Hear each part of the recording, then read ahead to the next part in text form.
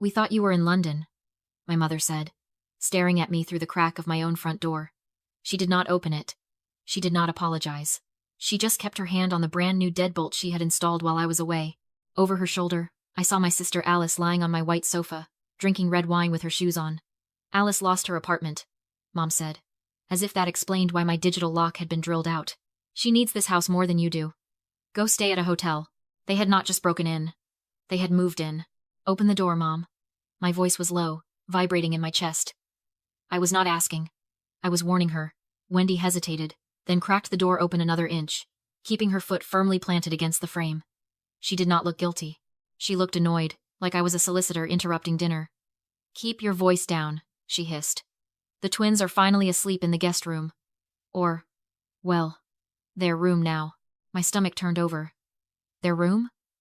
"Mom, I live here. This is my house. And Alice is your sister." She shot back, her tone sharp enough to cut glass. "She was evicted yesterday. Megan, Travis lost his job again, and the landlord put their things on the curb. What were we supposed to do? Let them sleep in the van?" She stepped out onto the porch and pulled the door shut behind her, the heavy click of that unauthorized deadbolt echoing like a gunshot. She crossed her arms, blocking my view of my own living room. "We knew you were in London for another week," she said, as if my travel schedule was the problem here. "We figured we would get them settled before you got back so it would not be a shock. We have already moved their beds in. Dad came over this morning and enrolled Lucas in the elementary school down the street. It is done. Megan, it was a tactical strike. They call it a fait accompli. An accomplished fact. By moving the furniture, changing the locks, and registering the kids for school, they had created a reality on the ground that made removing them seem impossible. They were not asking for a favor. They were daring me to be the monster who reverses it. You used the spare key," I said. "The one I gave you for emergencies." "This is an emergency," she snapped. "Your sister has nowhere to go. And look at this place. 3 bedrooms, 3,000 square feet, and it is just you and a laptop. It is selfish, Megan. It is wasteful." Inside, I saw Alice walk past the window. She was wearing my cashmere robe. She looked comfortable, safe, and completely unbothered by the fact that she had stolen my sanctuary. "I want them out," I said. Wendy's face crumbled, shifting instantly from aggression to martyrdom. This was her favorite weapon, weaponized pity. "How can you be so cold? Look at those babies in there. They have been through so much trauma. They finally feel safe here. If you kick them out tonight, the police will see a rich aunt throwing toddlers onto the street. Is that who you are?" She was not appealing to my love. She was leveraging my shame. She knew I would not drag screaming children out of their beds. She was counting on my morality to subsidize Alice's lack of it. "I need to think," I said. "You do that," Wendy said, turning back to the door. "We will save you a plate." She slipped back inside and locked the deadbolt. I stood on my own porch, staring at the wood grain, realizing I was effectively homeless at my own address. I turned and walked to my rental car, my legs feeling heavy and numb.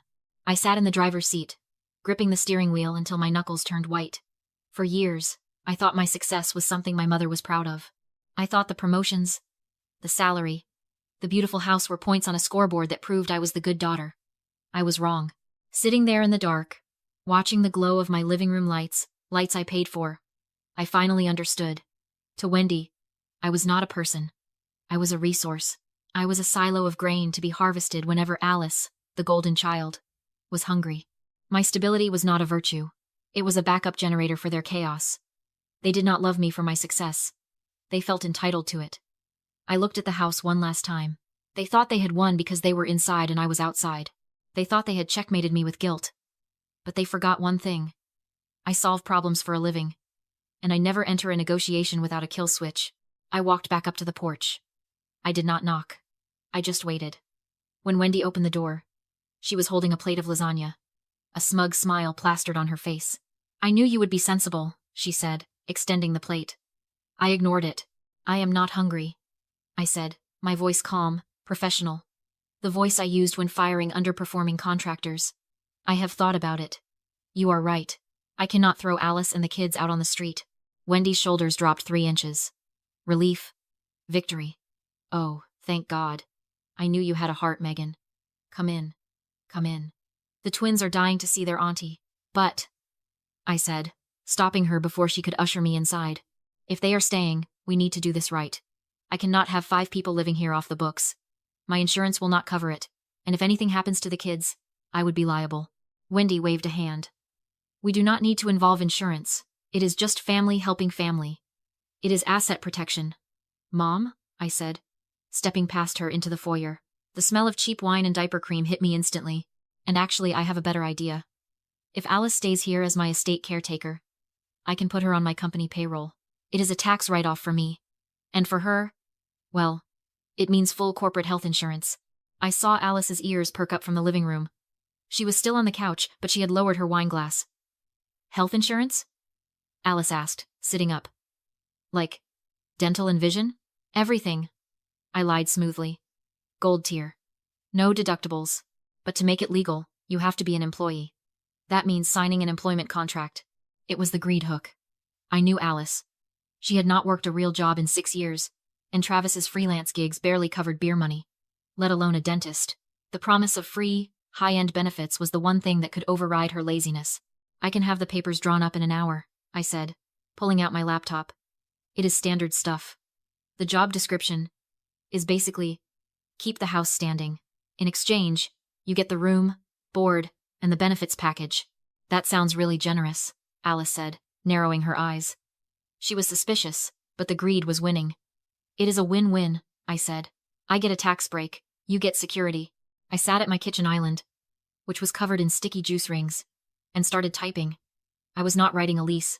A lease creates a landlord-tenant relationship, which in this state means I would need a court order and 6 months to evict her. I was writing a caretaker agreement. Internally, I recited the legal distinction like a mantra. A tenant pays rent and has possession. A licensee, like a hotel guest or a live-in nanny, has a revocable privilege to be on the property. If the employment ends, the license ends. Immediately.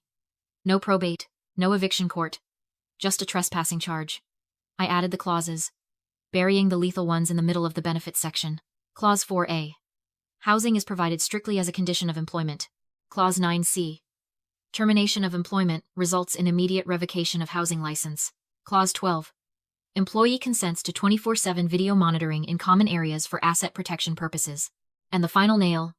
Clause 15. Employee authorizes employer to conduct comprehensive background and credit checks for insurance bonding. I printed it out on my wireless printer, which thankfully, they had not unplugged. Here, I said, sliding the warm pages across the granite. Sign this, and you are covered. Alice picked up the pen. Wendy beamed, looking between us like she had single-handedly brokered world peace.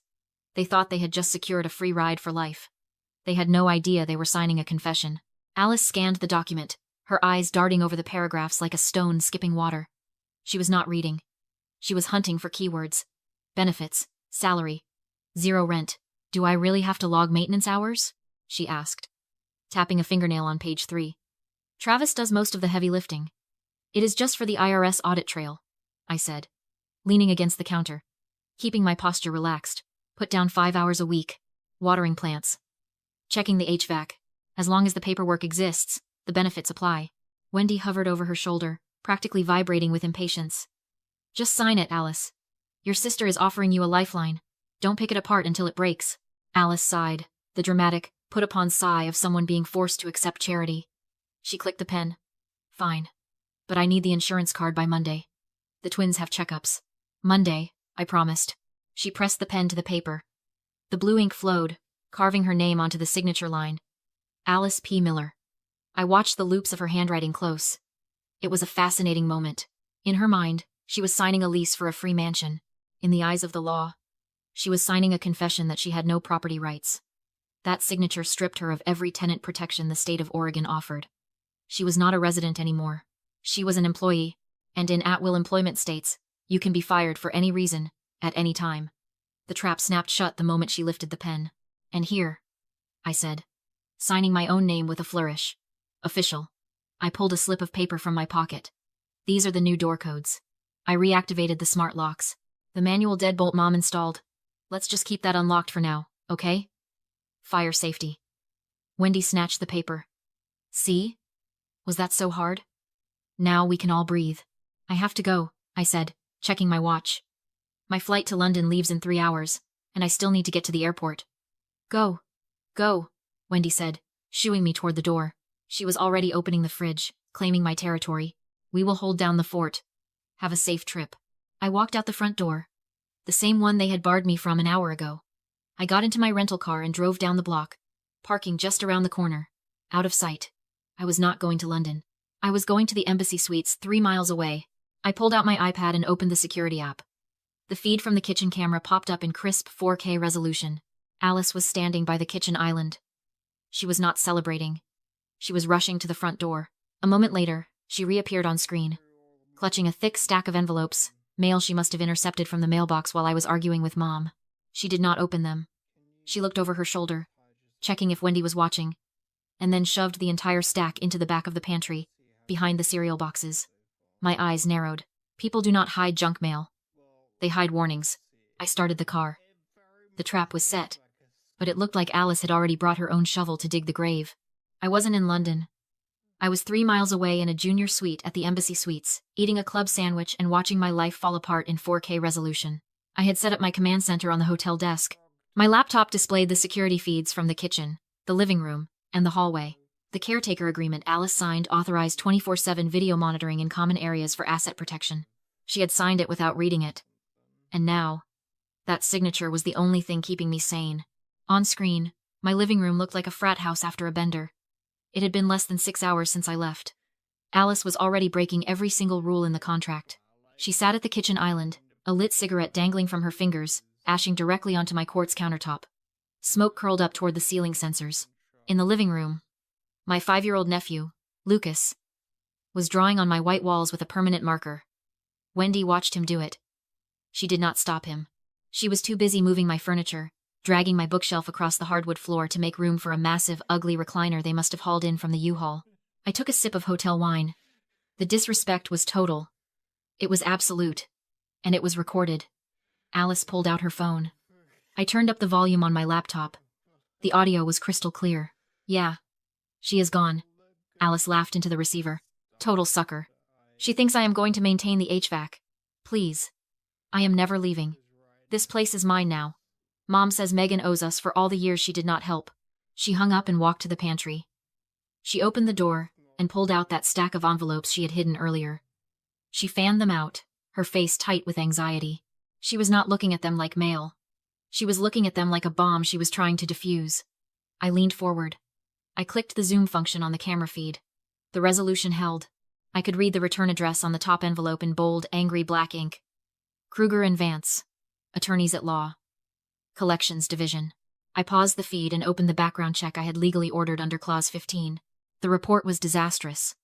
3 evictions in 4 years, maxed out credit cards in default, and an active civil lawsuit for $28,400 in unpaid rent and damages, filed by Kruger and Vance. Alice had not just lost housing, she had committed rental fraud and disappeared to avoid being served. She was hiding in my house. My phone alerted me to smoke in the kitchen. On the camera, Alice calmly lit another cigarette, unaware she was fully recorded. She thought she was squatting in a free mansion. She did not realize she was a fugitive in a glass house and I had the coordinates. I terminated her employment by email, revoked her right to occupy the property, and gave her 2 hours to leave. She laughed, claiming squatters' rights. She believed she was a tenant. She was wrong.